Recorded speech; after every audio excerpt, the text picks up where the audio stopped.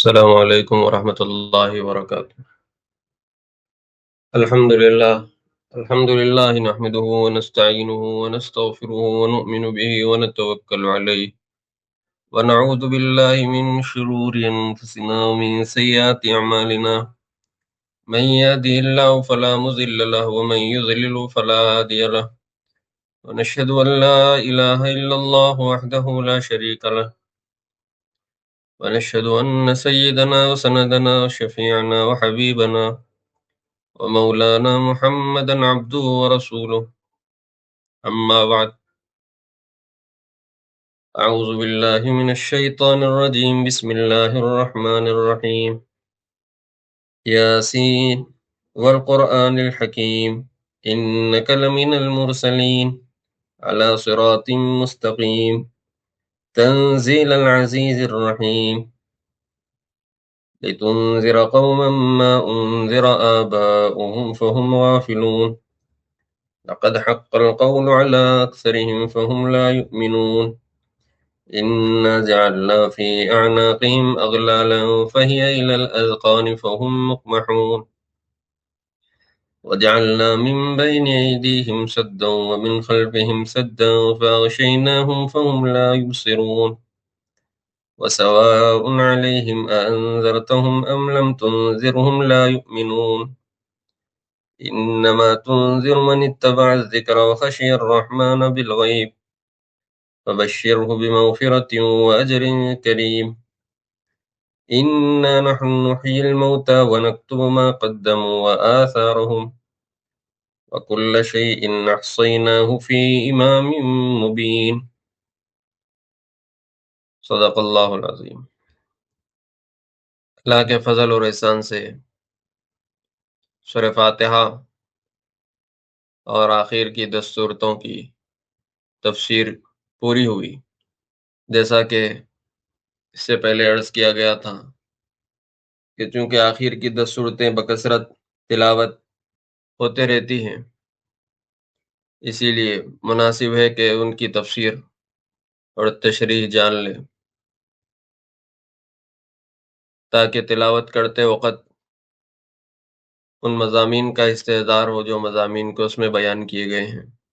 بعد میں پھر یہی خیال دوبارہ آیا کہ ان 10 صورتوں کے ساتھ ساتھ جو سب سے زیادہ کثرت سے پڑھنے میں آتی ہیں صورتیں، ان کا ذکر کیا جائے، ان کی تفسیریں کی جائے، جیسا کہ سورہ یاسین ہے، سورہ واقعہ ہے، سورہ ملک ہے،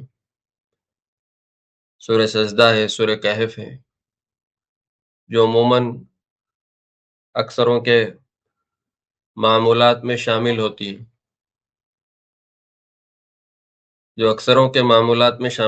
ہیں، اسی لیے ہم نے دوبارہ یہ ارادہ کیا کہ سورہ بقرہ وغیرہ صورتوں کو چھوڑ کر پارے 1 سے سلسلہ شروع کرنا چاہیے تھا، لیکن معمول والی صورتوں کو پہلے پوری کرنی چاہیے تاکہ ان معمول والی صورتوں کی تشریح اور تفسیر کے بعد اس معمول میں مزید پختگی، اس تلاوت میں بصیرت پیدا ہو، اس کی فہم پیدا ہو جو کہ معمول میں پڑھے جانے والی صورتیں۔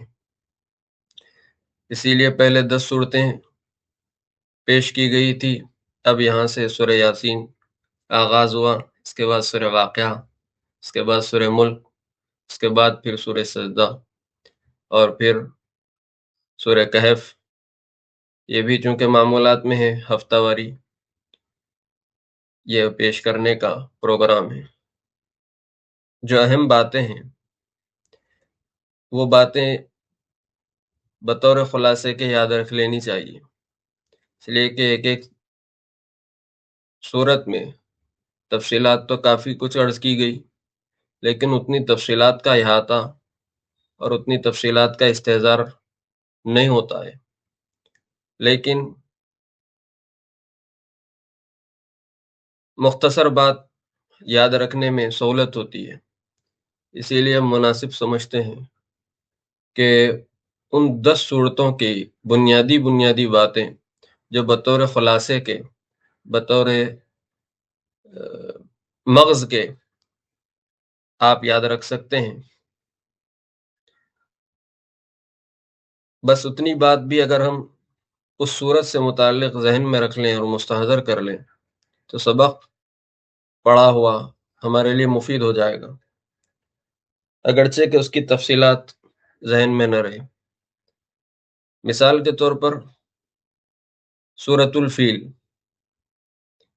اس کا لب لباب اور مغز خلاصہ بس یہ ہے کہ اللہ کی طاقت و قدرت سے بڑھ کر کسی کی طاقت و قدرت نہیں، جیسا کہ اصحاب الفیل کا انجام ہے.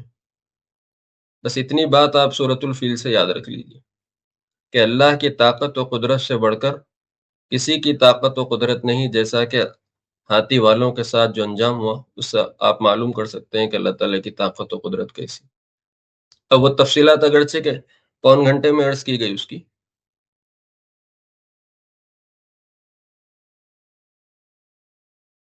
اسی لیے خلاصہ بس لب لباب آپ یاد رکھ لیں. سورۃ الفیل کا خلاصہ ہے اللہ تعالیٰ کی طاقت و قدرت سے بڑھ کر کسی کی طاقت و قدرت نہیں، جیسا کہ اصحاب الفیل کے واقعے میں قدرت معلوم. اس کے بعد ہے سورۃ القریش. سورۃ القریش میں کا یہ پیغام ہے کہ بندے پر مسلسل اللہ کا فضل اور انعام اور احسان ہے. اس انعام اور احسان کا تقاضا ہے کہ بندہ بندگی میں مشغول رہے.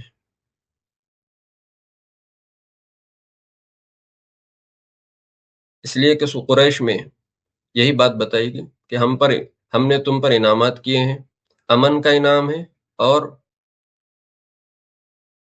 کھانا کھلانے کا اور روزی کا انعام ہے. ان دو انعامات کا تقاضا یہ ہے کہ تم ہماری بندگی بجا لو.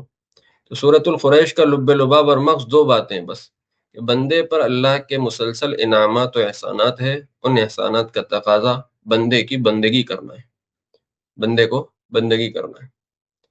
سورۃ الماعون، اس کا خلاصہ اور لب لباب یہ ہے کہ اس میں 6 کافروں کی اور منافقوں کی بری صفات ذکر کی گئی ہے. مسلمان کو چاہیے جب بھی یہ تلاوت کرے کہ اس کے اندر جو بری صفات اور 6 کافر کی منافق کی جو صفات ذکر کی گئی اس سے میں اپنے آپ کو پاک اور محفوظ رکھوں. بس اتنی بات آپ یہ ذہن میں رکھیں. سورۃ الماعون کا خلاصہ ہے کہ 6 کافر کی صفات ذکر کی گئی ہے، منافق کی 6 صفات ذکر کی گئی ہیں. اس سے اس تلاوت میں یہ ذہن میں رکھنا ہے مجھے کہ یہ صفات میرے اندر نہ ہے، جھٹلانے کی صفت میرے اندر نہ ہو، یتیم سے متعلق سنگ دلی میرے اندر نہ ہو، کھانا کھلانے میں عدم دلچسپی نہ ہو، نماز میں سستی نہ ہو، طبیعت میں بخل نہ ہو، جو کہ وہاں پر صفات ذکر کی. تو خلاصہ گفتگو یہ ہے کہ بس وہ 6 صفات مذمومہ میرے اندر نہ آئے. سورہ کوثر کا لب لباب اور مغز یہ ہے کہ رب تعالیٰ نے اس میں 2 باتوں کا حکم دیا، ایک فصلی لربک وانحر، نماز پڑھنے کا اور قربانی دینے کا، اور اس میں جو لفظ ہے لربک، رب کی رضا کے لیے.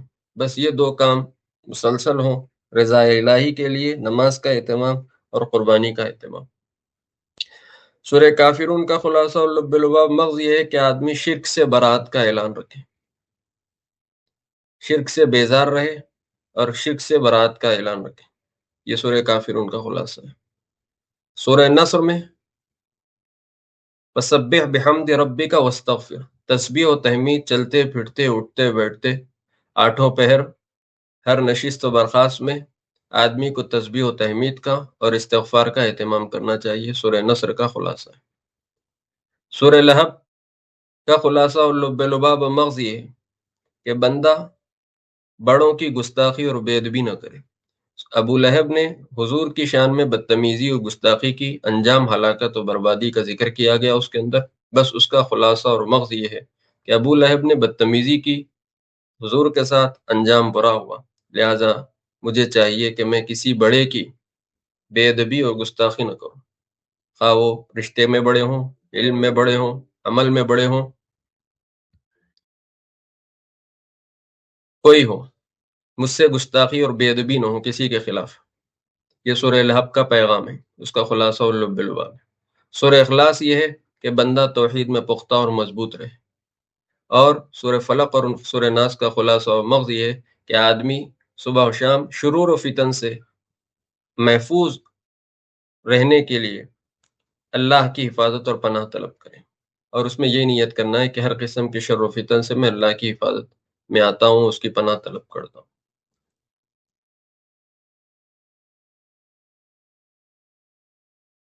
اب ہے سورہ یاسین، جو آج سے شروع کرنے کا پروگرام ہے۔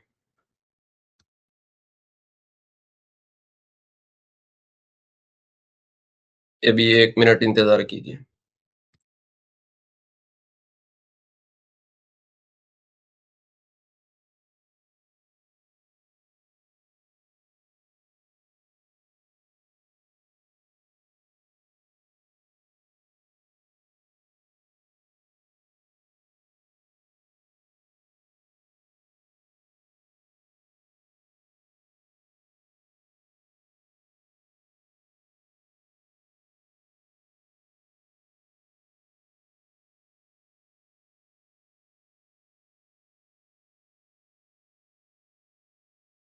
جی بسم اللہ۔ مشورتاً ساتھیوں کے لیے عرض ہے یہاں پر یہ بات کہ چونکہ گزشتہ جن صورتوں کی ہم تفسیر کر رہے تھے وہ صورتیں اکثر و بیشتر کو زبانی طور پر یاد رہتی تھی، جس کی وجہ سے وہ تفسیر کو سمجھ لینا زبانی طور پر بھی آسان تھا۔ کیوں؟ اس لیے کہ جو آیات پڑھی جا رہی تھی یا جو آیات کا مفہوم سنایا جا رہا تھا وہ آیات سب کو یاد تھی، اسی لیے اس کی تفسیر سمجھنا یا اس کا ترجمہ سمجھنا ان کے لیے آسان ہوتا۔ لیکن اب یہاں سے وہ صورتیں شروع کی جا رہی جن کا عام طور پہ حفظ نہیں ہوتا ہے، یاد نہیں ہوتی ہے، تو اب یہ معلوم نہیں ہوگا کہ بھئی ترجمہ کیا جا رہا ہے یا تفسیر کی جا رہی۔ آپ فرق نہیں کر پائیں گے کہ مول صاحب ترجمہ سنا رہے ہیں یا تفسیر پیش کر رہے ہیں، اور پھر اس میں یہ بھی مشکل ہے کہ آیات کی کے سامنے نہ رہنے کی وجہ سے کس آیت کی کیا تفسیر پیش کی جا رہی ہے وہ بھی آپ کو معلوم نہیں ہوگا۔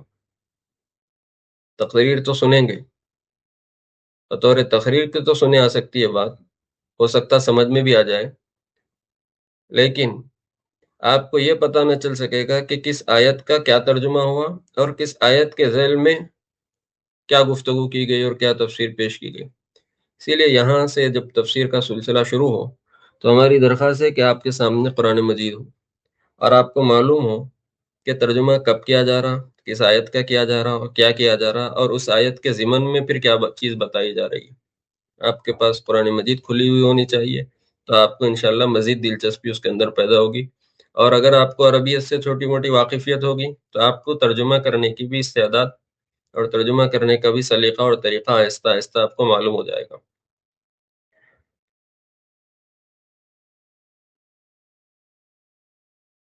شروع کا ایک رکوع پڑھا گیا، پہلے ہم اس کا ترجمہ پیش کر رہے ہیں، اس کے بعد اس کی تفسیر پیش کریں گے۔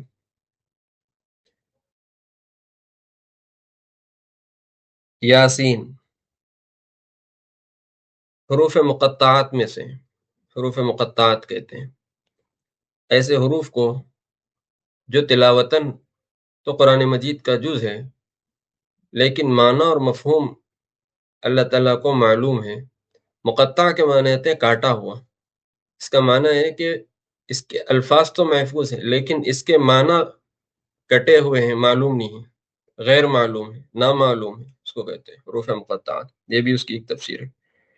تو یاسین اس کی مراد اللہ ہی کو معلوم ہے، یاسین اس کی مراد اللہ ہی کو معلوم ہے کہ اس کا ترجمہ کیا ہے۔ والقرآن الحکیم، قسم ہے حکمت والے قرآن مجید کی۔ انک لمن المرسلین، بے شک آپ پیغمبروں میں سے ہیں، حضور کو خطاب کر کے کہا گیا انک لمن المرسلین، بے شک آپ، ہم قرآن مجید کی قسم کھا کر یہ بات بول رہے ہیں کہ بے شک آپ پیغمبروں میں سے ہیں۔ علی صراط مستقیم، دوسری بات آپ کے بارے میں یہ کہہ رہے ہیں کہ قسم ہے قرآن مجید کی آپ سیدھے راستے پر ہیں، علی صراط مستقیم، سیدھے راستے پر ہیں۔ اور جس قرآن مجید کی ہم نے قسم کھائی ہے، تنزیل العزیز الرحیم، زبردست رحم کرنے والی ذات کی طرف سے اتارا ہوا کلام ہے، تنزیل العزیز الرحیم، یعنی یہ قرآن مجید جس کی ہم نے ابھی قسم کھائی ہے، یہ قرآن مجید زبردست مہربان ذات کی طرف سے نازل کیا گیا کلام ہے۔ کیوں اتارا گیا؟ اس کی علت، اس کی وجہ بیان کی جا رہی ہے، لِتُنذِرَ قَوْمًا مَا أُنذِرَ آبَاؤُهُمْ، تاکہ آپ اے محمد ڈرائیں ایسے لوگوں کو کہ جن کو اور ان کے آباء و اجداد کو نہیں ڈرایا گیا۔ لِتُنذِرَ قَوْمًا مَا أُنذِرَ آبَاؤُهُمْ، پیغمبر اس لیے نازل کیے گئے یا آپ کو کتاب اس لیے دی گئی تاکہ آپ ایسے لوگوں کو عذاب خداوندی سے ڈرا دیں جن کے باپ داداؤں کو نہیں ڈرایا گیا تھا، اسی وجہ سے وہ لوگ غافل ہیں، وہم غافلون۔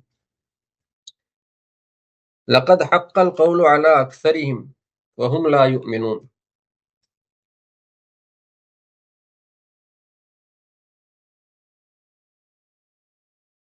تحقیق کے اکثر لوگوں پر بات ثابت ہو گئی، یعنی بات ثابت ہو گئی، کون سی بات؟ ہدایت کی بات واضح ہو گئی، اور ہدایت پہنچنے کی جو بات تھی وہ بات ان پر محقق ہو گئی، ثابت ہو گئی، حجت پوری ہو گئی، لیکن یہ لوگ ایمان نہیں لاتے ہیں، وہم لا یؤمنون۔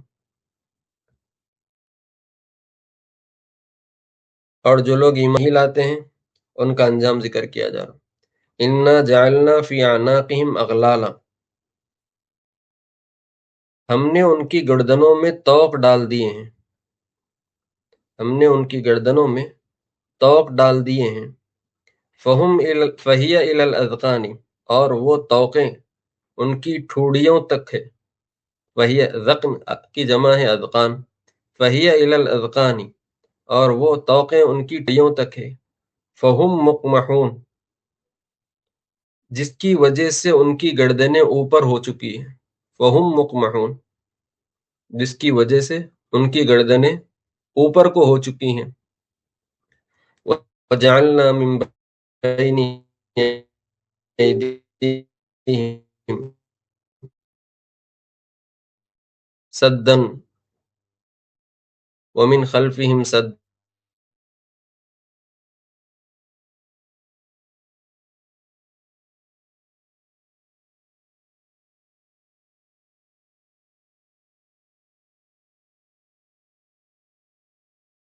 بسم اللہ الرحمن الرحیم۔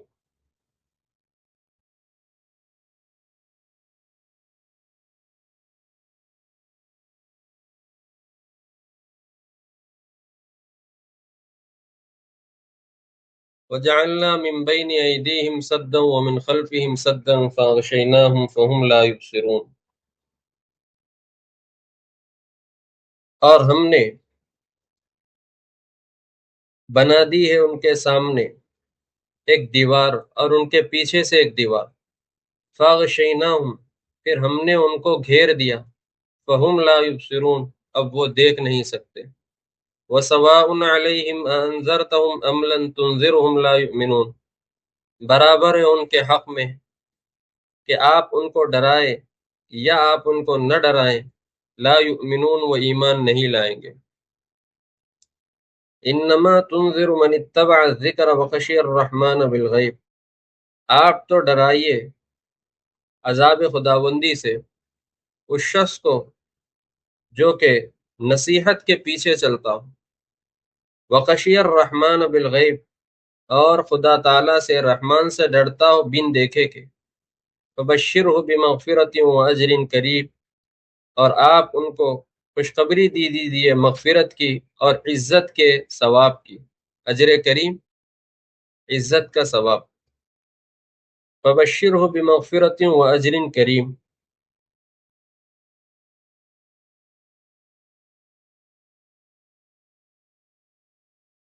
انا نحن نحیی الموتا، یقیناً ہم ہی زندہ کریں گے مردوں کو، ونکتب ما قدموا وآثارهم، اور ہم لکھ رہے ہیں ان تمام اعمال کو جو کچھ کے لوگ بھیج رہے ہیں، وآثارهم، اور ان کے نشانیوں کو، وکل شیء احصیناہ فی امام مبین، اور ہر چیز کو ہم نے محفوظ کر رکھا ہے، فی امام مبین،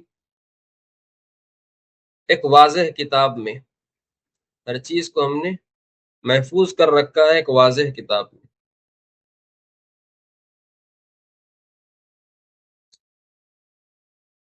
یہاں پر مضمون سورت سے پہلے سورہ یاسین سے متعلق حضور اکرم صلی اللہ علیہ وسلم کے ارشادات سنا کر تفسیری سلسلے کا آغاز کریں گے۔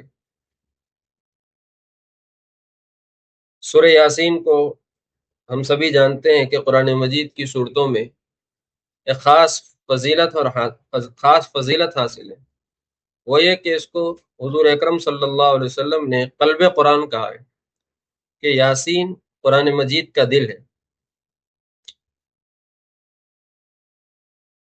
اسی لیے حضور اکرم صلی اللہ علیہ وسلم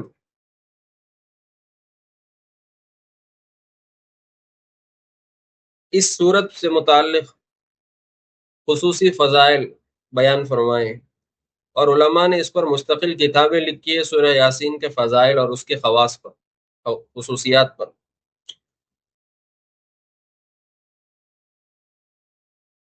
ان چند خصوصیات کو ہم یہاں پر بیان کرنا مناسب سمجھتے ہیں۔ مسند احمد حدیث کی ایک کتاب ہے، امام احمد بن حنبل رحمۃ اللہ علیہ نے اس کو لکھا ہے، اسی وجہ سے اس کا نام مسند احمد ہے۔ اس حدیث کی کتاب میں یہ روایت نقل کی گئی کہ جو شخص سورہ یاسین کو اللہ اور آخرت کے لیے پڑھتا ہے اس کی مغفرت ہو جاتی ہے۔ گویا سورہ یاسین کی تلاوت سبب مغفرت ہے، سورہ یاسین کی تلاوت سبب مغفرت ہے۔ اور پھر اسی حدیث میں حضور نے فرمایا کہ تم اس سورت کو اپنے مردوں پر پڑھا کرو، اپنے مردوں پر پڑھا کرو۔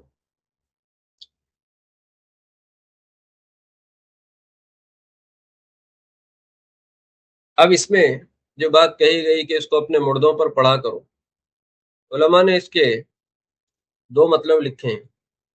ایک تو یہ کہ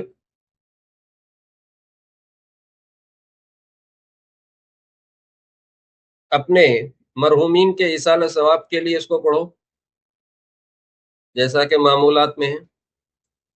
اور ایک بات یہ بھی لکھی گئی ہے کہ گھر میں اگر میت ہو تو پھر اس میت کے پاس پڑھو، وقرؤ علی موتاکم، اپنی میتوں پر پڑھو۔ اور بعض علماء نے یہ بات بھی لکھی ہے کہ جو بندہ زیارت قبر کے لیے حاضر ہو تو قبر کے پاس ٹھہر کر سورہ یاسین پڑھے۔ تینوں مطلب ہے اس جملے کے، وقرؤ علی موتاکم، کہ اس سورت کو تم اپنے مردوں پر پڑھا دو۔ پہلا مطلب اس کو اپنے مرحومین کے ایصال ثواب کے لیے اس کو پڑھو، دوسرا یہ کہ میت کے پاس پڑھو، تیسرا یہ کہ قبر کے پاس پڑھو۔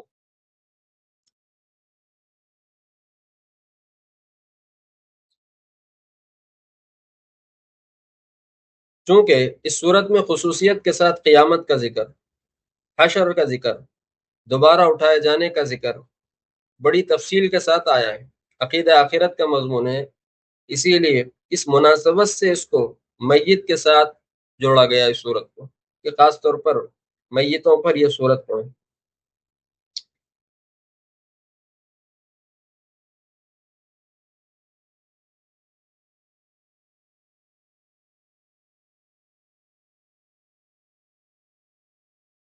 اسی طریقے سے ایک اور حدیث سورہ یاسین کی فضائل میں ملتی ہے کہ جو شخص سورہ یاسین کو اپنی ضرورت کے تکمیل کے لیے پڑھتا ہے، اللہ تعالیٰ اس سورت کی تلاوت کی برکت سے اس کی حاجت پوری فرماتے ہیں۔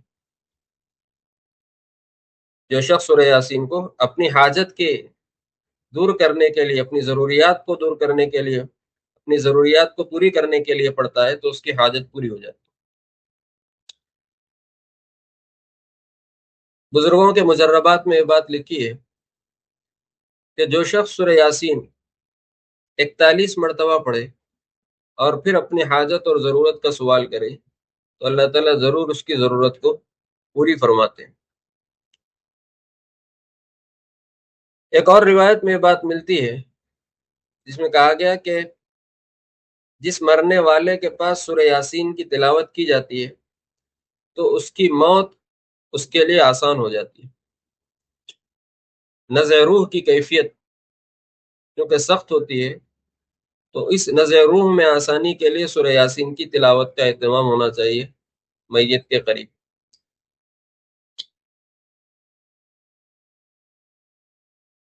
اس سورت کے نام مختلف آئے ہیں، جیسا کہ یہاں پر اس سورت کا نام یاسین ہے، لیکن حدیثوں میں اس سورت کا نام عظیمہ بھی آیا ہے۔ سورت کا نام عظیمہ یعنی بڑی عظیم و شان سورت۔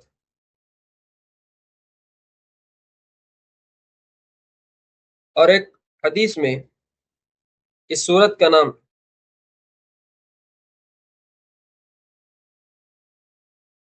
معمہ معمہ یہ لفظ بھی آیا ہے۔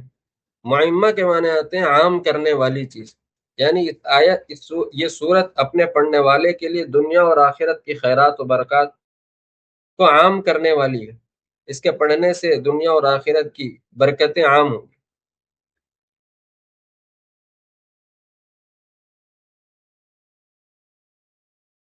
اسی طریقے سے بعض روایات میں اس سورت کا نام مدافعہ آیا ہے، یعنی یہ سورت اپنے پڑھنے والے سے بلاؤں کو دفع کرنے والی ہے۔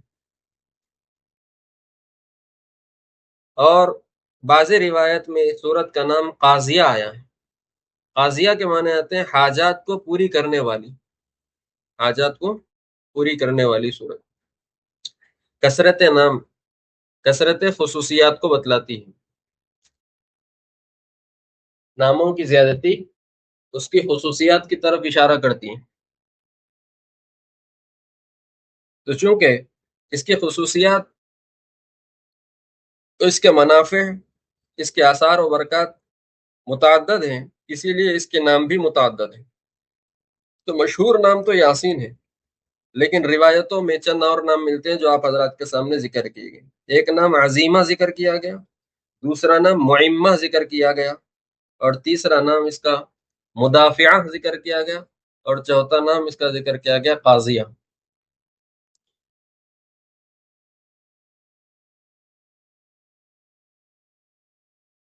یاسین ابھی بتایا گیا ترجمے کے دوران کہ یہ حروف مقطعات میں سے ہے، اس کے معنی اللہ ہی کو معلوم ہے، عام بندوں کو اس کا علم نہیں دیا گیا۔ یہ بھی اللہ تعالیٰ کی حکمتوں میں سے اور اللہ تعالیٰ کے رازوں میں سے ایک راز ہے کہ بندے کے پاس جہل کا اعتراف باقی رہے، یہ نہ سمجھ لے کہ میں سب کچھ جانتا ہوں۔ ایک حکمت اور ایک راز تو یہی معلوم ہے اس کے اندر کہ ہر آدمی اپنے آپ کو مکمل جاننے والوں میں شمار نہ کر لے، اور اس کے لیے پہلے یہ معلوم کر لے کہ مجھے کچھ نہیں معلوم ہے، بعض چیزیں نہیں معلوم ہے، ہر چیز جاننے والا نہیں ہوں میں، کچھ چیزیں نامعلوم بھی ہے۔ اور ہمارے حضرت شاہ کمال الرحمن صاحب رحمۃ اللہ علیہ الف لام میم ذالک الکتاب لا ریب فیہ کی تفسیر کے حوالے سے ایک نقطہ بیان کرتے تھے، اور یہ کہتے تھے کہ قرآن شروع ہوتے ہی الف لام میم لایا گیا، اور الف لام میم بھی حروف مقطعات میں سے ہے، اور اس کے معنی معلوم نہیں ہے۔ پھر اس کے بعد ذالک الکتاب سے بندہ جانتا ہے کہ کیا کیا چیزیں اس کے اندر بیان کی گئی۔ ایسا کیوں رکھا گیا؟ ایسا کیوں رکھا گیا؟ بطور نقطے کے حضرت یہ بیان کرتے تھے کہ پہلے بندے سے یہ اقرار و اعتراف کیا گیا، کروایا گیا کہ میں جاہل ہوں، میں ناواقف ہوں، میں جاہل ہوں، ناواقف ہوں۔ اب جہل کے اعتراف کے بعد اب بتایا گیا کہ آگے یہ باتیں ہیں، ذالک الکتاب لا ریب فیہ ھدی للمتقین، تاکہ بندے کو پہلے اپنی حقیقت کا پتہ ہو کہ میں حقیقت کے اعتبار سے جاہل ہوں، اور اگر یہ سمجھے کہ میں خود جانتا ہوں تو پہلے یہ بتاؤ کہ الف لام میم کے کیا معنی ہے۔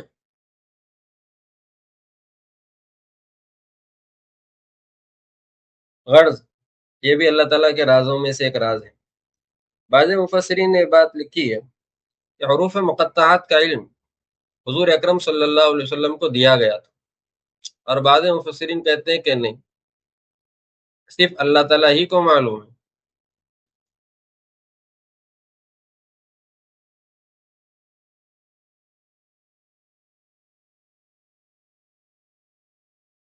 اب یاسین، یہ لفظ یاسین اسماء الہیہ میں سے یا اسماء محمدیہ میں سے، یہ بھی ایک مسئلہ ہے۔ حضرت عبداللہ ابن عباس رضی اللہ عنہ کا قول ہے کہ یہ یاسین اللہ تعالیٰ کے ناموں میں سے ایک نام ہے، اور امام مالک رحمۃ اللہ علیہ کا بھی یہی کہنا ہے کہ یاسین اللہ تعالیٰ کے ناموں میں سے ایک نام ہے۔ اور دوسرے صحابی ہے ابن جبیر رضی اللہ عنہ، ان کا قول یہ ہے کہ یاسین نبی رحمت صلی اللہ علیہ وسلم کے ناموں میں سے ہے، اور اسی کے ذریعے آپ کو یہاں پر خطاب کیا گیا یاسین کہہ کر، یاسین والقرآن الحکیم انک لمین المرسلین، اس لیے کہ آگے کا مضمون یہی بتلا رہا جو حضور اکرم صلی اللہ علیہ وسلم کو خطاب کے ذریعے متوجہ کیا گیا۔ یاسین یعنی خطاب ہے حضور کو، اے یاسین، اے محمد، قرآن کی قسم بے شک آپ پیغمبروں میں سے۔ تو ابن جبیر رضی اللہ عنہ کے کلام سے بات معلوم ہوتی ہے کہ یاسین نبی رحمت صلی اللہ علیہ وسلم کا نام ہے۔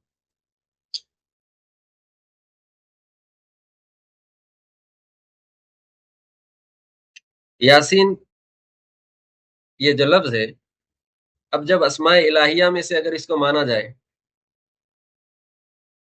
تو بعض حضرات نے جنہوں نے اس کو یاسین اسماء الہیہ میں سے مانا، انہوں نے اس نام کو بندوں کے لیے نام رکھنا مناسب نہیں سمجھا، اس لیے کہ اللہ تعالیٰ کے ناموں میں سے ہوا، ایسا ہی ہوا جیسا کہ خالق ہے، رازق ہے، رحیم ہے، رحمان ہے۔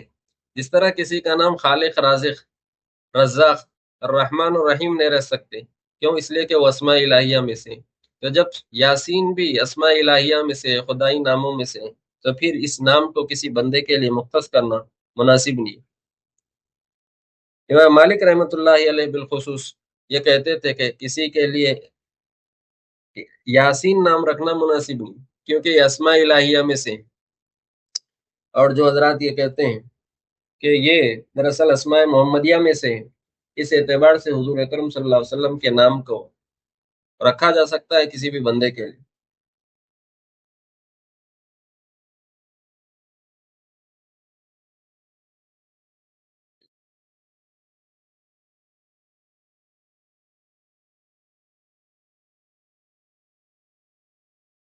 جی، اس کے بعد اللہ تعالیٰ نے قرآن مجید کی قسم کھائی، والقرآن الحکیم، قسم ہے حکمت والے قرآن مجید کی، انک لمن المرسلین، بے شک آپ پیغمبروں میں سے، علی صراط مستقیم، اور سیدھے راستے پر ہیں۔ اصل بات یہ ہے کہ کفار یہ کہتے تھے کہ لستا مرسلا، آپ مرسل نہیں ہیں، آپ پیغمبر نہیں ہیں، آپ بھیجے ہوئے نہیں ہیں، آپ نے خود اپنے آپ میں دعویٰ کر لیا ہے کہ میں بھیجا ہوا ہوں۔ اللہ تعالیٰ نے قرآن مجید کی قسم کھا کر کفار کے اس جملے کی اور اس الزام کی تردید کر دی، اور یہ کہا کہ کافر یہ کہتے ہیں کہ لستا مرسلا، کہ آپ مرسل نہیں ہیں، آپ بھیجے ہوئے نہیں ہیں، ہم قرآن مجید کی قسم کھا کر یہ کہتے ہیں کہ آپ بھیجے ہوئے ہیں۔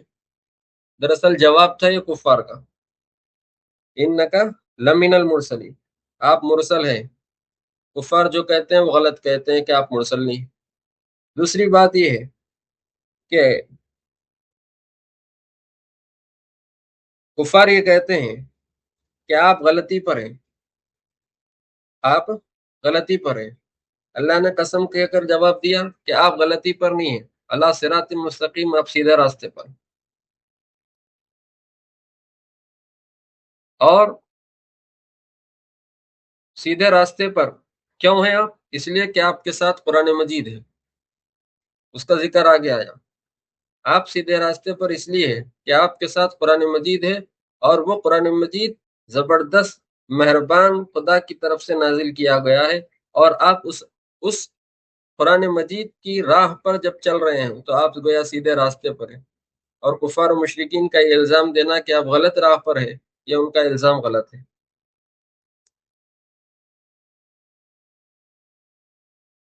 پھر آپ کی بعثت کی وجہ کو بیان کیا گیا کہ آپ کو بھیجا کیوں گیا۔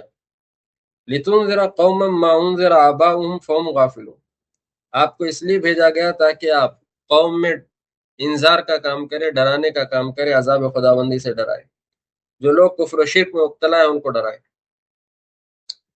یہاں پر مراد بالخصوص عرب ہے۔ لِتُنذِرَ قَوْمًا مَّا أُنذِرَ آبَاؤُهُمْ، آپ ایسی قوم کو ڈرائیں کہ جن کے آبا و اجداد کو نہیں ڈرایا گیا، جس کی وجہ سے وہ غفلت میں پڑ گئے۔ اس سے اس بات کی طرف اشارہ ہوا کہ عرب میں بالخصوص مکہ اور مدینہ، ملک حجاز میں، یہ مراد ہے وہاں پر۔ یہاں پر یہ بولا گیا کہ ملک حجاز میں یا مکہ و مدینہ میں، اس کے اطراف میں کوئی نبی نہیں بھیجا گیا جس کی وجہ سے وہ ہدایت سے بے خبر اور غافل رہے۔ اب ضرورت ہے کہ ان کے پاس کوئی نبی بھیجا جائے اور ان کو راہ راست دکھلایا جائے۔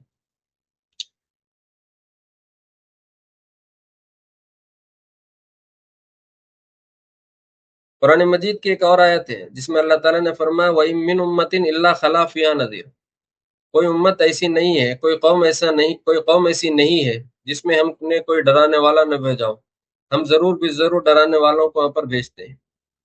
اور یہاں پر بولا گیا کہ آپ ایسی قوم کو ڈرائیے جہاں پر کوئی ڈرانے والا نہیں آیا۔ اور دوسری آیت کہہ رہی ہے وَإِن مِّنْ أُمَّةٍ إِلَّا خَلَا فِيهَا نَذِيرٌ، کوئی قوم ایسی نہیں ہے جہاں پر کوئی ڈرانے والا ہم نے نہ بھیجا ہو۔ اب بظاہر یہ دو آیتوں میں ٹکراؤ جیسی صورت نظر آ رہی ہے۔